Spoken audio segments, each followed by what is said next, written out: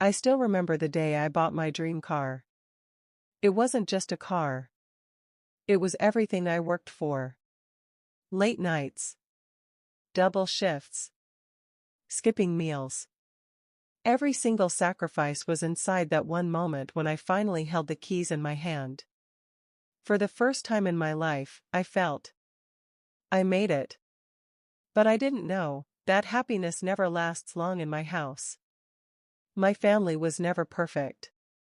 But I always believed we were loyal to each other. That illusion broke slowly.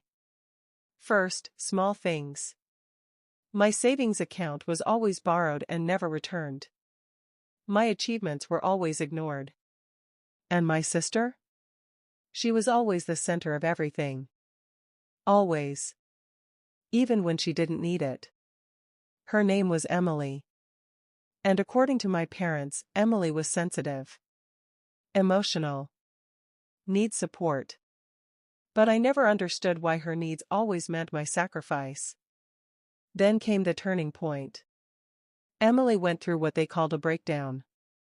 Doctors said she needed care. Therapy. Support. And my parents lost control completely. But what they did next, I could never forgive. One morning, I walked into the garage. Empty. No car. No sound of the engine. Just space. Vacant. Like something inside me had been erased. At first, I thought maybe it was a mistake. Maybe it was taken for repair. But deep down, I already knew. Something was wrong.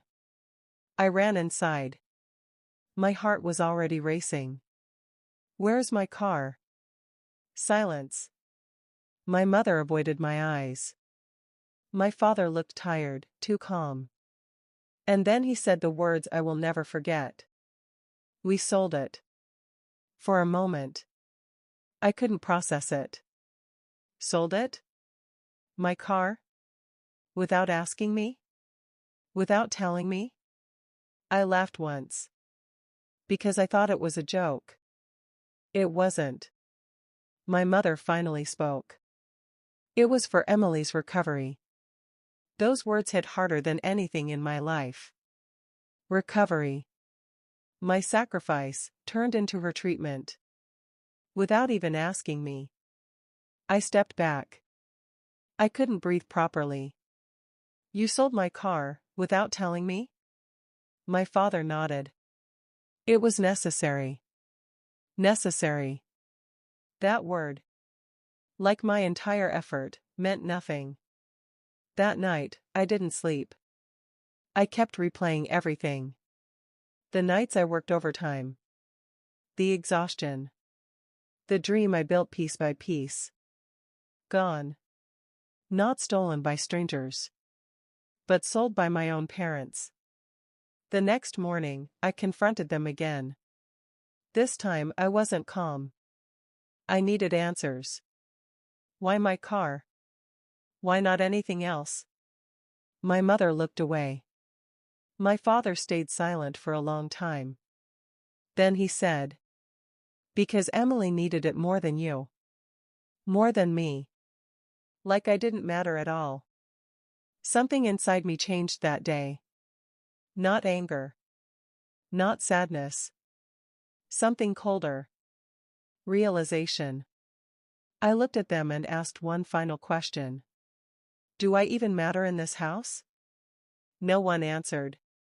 And that silence was my answer. Days passed. They acted like nothing happened. Emily was receiving treatment. My car was gone forever. And I was expected to understand. But I didn't. Not anymore. Then came the twist I never expected. A week later, I received a message from the buyer of my car. Curious, I opened it. It said, you should know, your parents sold it under pressure. But they got far less than its value. My hand started shaking. There was more. They said it was urgent medical funding, but a large part of the money went somewhere else.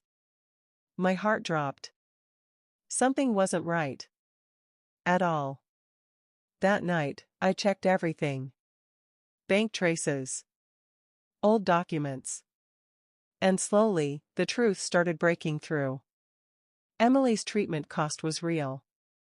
But not as high as they claimed. The rest of the money went into debts. Not medicine. Not therapy. Debt. I felt sick. They didn't just sell my car. They lied. They used Emily as an excuse. And I was the sacrifice. And in that moment, I realized something painful. This was never about recovery. It was about control. The next day, I confronted them again. This time with proof. My hands were shaking, but my voice wasn't. Explain this. I showed them everything. The numbers. The messages. The truth. Silence filled the room. My mother looked terrified. My father finally broke. We didn't have a choice.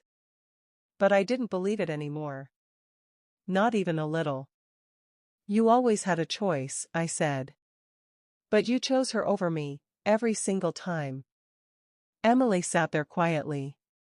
For the first time, she spoke. I didn't even know about the car. That changed everything. She wasn't part of it. She was also being used. That realization hit harder than betrayal. It was manipulation. Inside my own family. I stood up. And I said the words I never thought I would say. I'm done. I left the house that night. No shouting. No drama. Just silence behind me. The same silence they had given me my whole life. Weeks later, I rebuilt everything on my own. No help. No support. Just me. And for the first time, I felt free. And then came the final message from my mother. I hope one day you understand. I stared at it for a long time. And replied. I already understand. That's why I left.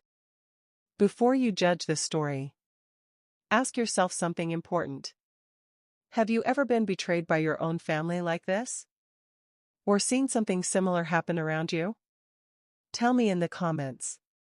And if this story touched you, don't forget to like, subscribe, and turn on notifications for more emotional real-life drama stories on Claim Drama Stories. Because some stories are not just stories. They are warnings.